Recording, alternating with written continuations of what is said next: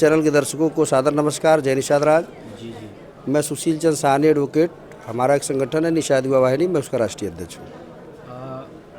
एक गोरखपुर में कांड चल रहा है शिवधनी निषाद का। जी जी जी जी। एक तरफ योगी सरकार में कहा जाता है सबका साथ सबका विकास, तो क्या सबका विकास नज़र आ रहा है? देखिए, सबसे बड़ी बात ये जो हमारे समाज के अमटौरा में शिवधनी निषाद जी की जो हत्या कारित की गई, अत्यंत दुखद और संपूर्ण समाज के लिए मर्माहत करने वाली है।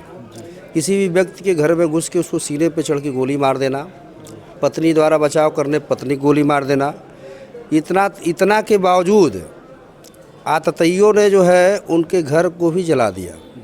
अब इससे बड़ी विवश घटना क्या हो सकती है? और इस घटना में जितने नामजद अभियुक्त थे, एक अभियुक्त को छोड़कर बाकी अभियुक्तों के विरुद्ध अभी तक कोई कार्रवाई नहीं की गई। हमारे निषाद युवा वाहिनी द्वारा एडीजी महोदय को ज्ञापन भी दिया गया था, जिसमें हमारी कुछ मांगें थी। पीड़ित परिवार को 1 करोड़ मुआवजा, शस्त्र लाइसेंस, बच्ची को सरकारी सेवा में नौकरी, सरकारी ज़मीन, आवास, और जो इस घटना के लिए प्रमुख रूप से जिम्मेदार हैं थाना प्रभारी श्री विजय सिंह, क्योंकि घटना के एक दिन पहले घटना होती है, उस घटना की जानकारी विजय सिंह जी को थी, पीड़ित परिवार ने दिया था, उनके द्वारा कोई कार्रवाई नहीं की गई। अगर वो कार्रवाई किए होते तो आज एक भारत का एक नौजवान, एक परिवार का मुखिया शिवधनी निषाद आज जिंदा होते। उनके कार्रवाई न करने के कारण शिवधनी निषाद जी की हत्या हो गई और उनके निलंबन की मांग भी हम लोग कर रहे हैं।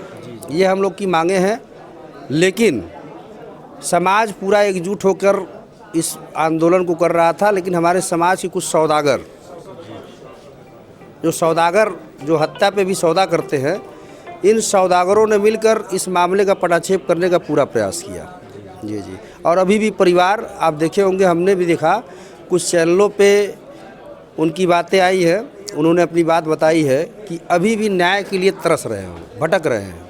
जगह जगह बैरिकेडिंग करा दी जाती है जी। पत्रकार बंधुओं को जाने नहीं दिया जाता है जी। इस पे क्या बोलेंगे? वो उनकी आवाज़ को दबाने के लिए, उनकी आवाज़ आप तक न पहुंच पाए और मामले को किसी तरह से ठंडा कर दिया जाए। जैसे मान लीजिए जिस दिन हमने एडीजी महोदय को ज्ञापन दिया, उसी दिन रात में हमारे समाज के सौदागरों ने, हमारे समाज का सबसे बड़ा सौदागर एक सत्ता में ही है, उस सत्ता के सौदागर के कहने पर उसके लोगों ने, क्या नाम है सौदागर? अब जैसे हम नाम नहीं लेना चाहते, नाम इसलिए नहीं लेना चाहते क्योंकि वो इस पात्र नहीं है कि मैं उनका नाम लूँ। क्योंकि देखिए, जिस समाज में आप जन्मे हैं उस समाज का आपके ऊपर कर्ज होता है, और समाज के व्यक्ति की मौत पर राजनीति हम नहीं करते।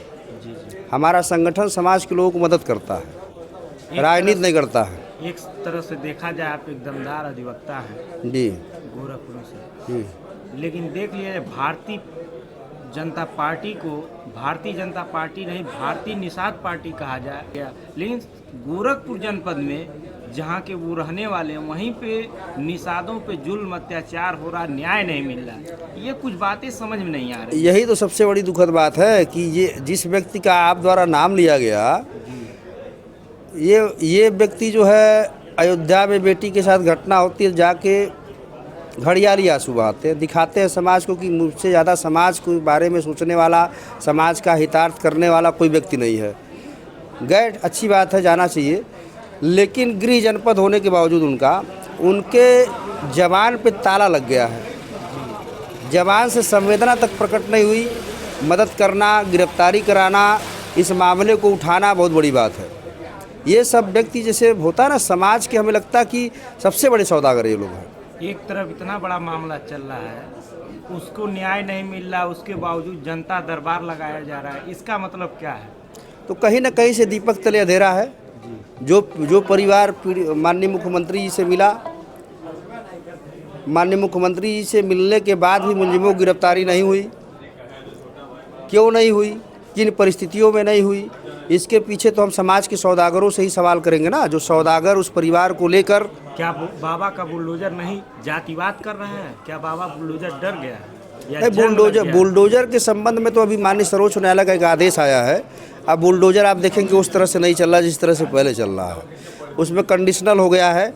उस कंडीशन के तहत ही उसमें कार्रवाई हो सकती है। लेकिन बुलडोजर के अलावा जो भी कार्रवाइयाँ और हैं, जैसे विजय सिंह को निलंबित किया जाना छोटी चीज़ नहीं है।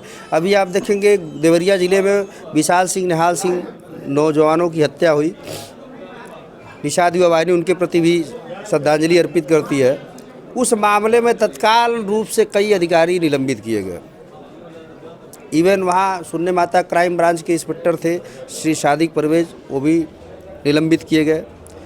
जो भी मुलजिम गिरफ्तार हुए उनके पैर में गोली मारी गई। अब यहाँ स्थिति देख लीजिए आप, एक ही मुलजिम के पास से विपन बरामद होता है, कहीं मुलजिम को जेल भेज के पूरे मामले को ठंडा कर दिया जाता है। तो कहीं ना कहीं से ये तो भेदभाव हो ही रहा है। क्या परिवार को न्याय मिलेगा? देखिए, निषाद युवा वाहिनी संकल्पित है इस परिवार को न्याय दिलाने के लिए। हम लोग पीड़ित परिवार से पुनः संपर्क में और उनकी जो भी यथासंभव संवैधानिक दायरे में जो भी मदद होगी हम लोग कराएंगे। बहुत बहुत धन्यवाद हमारे साथ जुड़े रहने के लिए। जी जी।